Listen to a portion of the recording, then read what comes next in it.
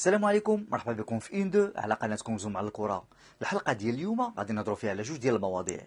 اول حاجه الحدث الابرز واللي حنا كمغاربه حدث اللي تسنيناه بزاف، واللي هو حفل توزيع جوائز الكاف. واخيرا من بعد 3 سنين ديال المعاناه لواحد اللاعب اللي هز الكره المغربيه على كتافو، اللي كيدير اي حاجه باش يشوف الرايه المغربيه عاليه في السماء. اخيرا أشرف حكيمي كيتوج بالكرة الذهبية الإفريقية كأفضل لاعب إفريقي لسنة 2025، وهذه المرة الثالثة كانت ثابتة، واخا أنه تظلم العام اللي فات واللي عطاوها اللقمان، ولكن هذا العام هذا أشرف حكيمي حطم جميع الأرقام وفاز بها عن جدارة واستحقاق. حفل اللي كان العنوان ديالو الأبرز الرعاية المغربية، بما أن 6 ديال الجوائز كانت من النصيب ديالنا، واخا كانوا بعض المفاجآت اللي ما كناش منتظرينهم.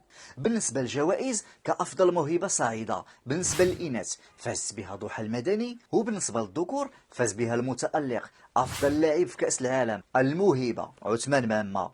جائزة أفضل منتخب إفريقيا بطبيعة الحال غادي تمشي لبطل كأس العالم المنتخب المغربي الأقل من 20 سنة، والأخطبوط ياسين بونو كأفضل حارس في قارة إفريقيا. غيزلان الشباك قائدة المنتخب الوطني المغربي للإناث كتفوز بأفضل لاعبة، في حين أن الجائزة الكبرى الجاك بوت الكرة الذهبية الإفريقية فتحصل عليها اللاعب المتألق أشرف حكيمي، جائزة اللي ما فرحناش بها من 1998 اللي كان داها يوسف حجي، وقبل منه كان داها أحمد فراس سنة 1975، محمد التيمومي في 1985، بادو الزاكي في 1986. جائزة وحدة اللي تظلمنا فيها كمغاربة واللي تظلم فيها خصوصا محمد وهبي، اللي هي جائزة أفضل مدرب. للأسف الصدمة كانت كبيرة ملي داها مدرب منتخب الكاب فيردي. فبالنسبة ليا من العار ومن الحماقة أنك تقارن منتخب غادي يتأهل أول مرة لكأس العالم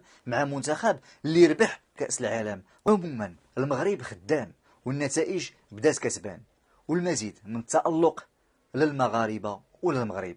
الموضوع الثاني اللي غادي نهضروا عليه بالزربه هو الماتش ديال المنتخب الوطني المغربي الاقل من 17 سنه في ربع كاس العالم ضد منتخب البرازيل.